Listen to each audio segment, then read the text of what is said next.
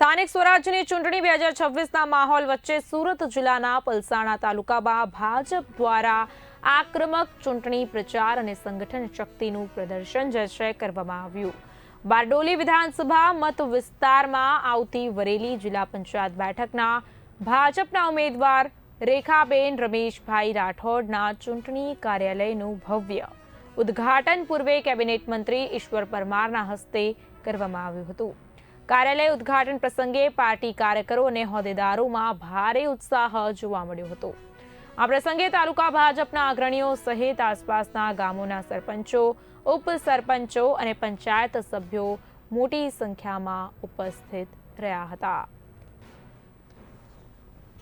ચૂંટણી 2026 અંતર્ગત સુરત જિલ્લામાં સમાવેશ એવા બારડોલી વિધાનસભા મત વિસ્તારના પલસાણા તાલુકામાં વરેલી જિલ્લા પંચાયત બેઠક ચૂંટણીનું કાર્યાલય આજે વરેલી ખાતે શરૂ કરવામાં આવ્યું।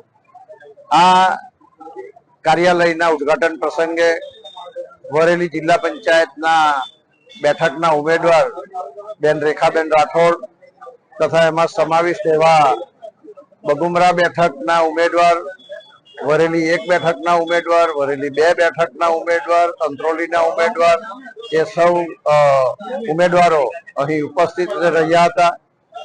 સંગઠનના પ્રમુખશ્રીઓ, મહામંત્રીશ્રીઓ, ઉપપ્રમુખશ્રી, પૂર્વ સંગઠનના ઉપપ્રમુખશ્રીઓ, પૂર્વ હોદ્દેદારશ્રીઓ, વરેલીના સરપંચશ્રી, જિલ્લા પંચાયતમાં આવતા ગામોના સરપંચશ્રી, ઉપસરપંચશ્રી, પંચાયતના સભ્યશ્રીઓ ખૂબ મોટી સંખ્યામાં અહીં કાર્યકર્તાઓ અને શુભેચ્છકો અને હોદ્દેદારો ઉપસ્થિત રહ્યા હતા।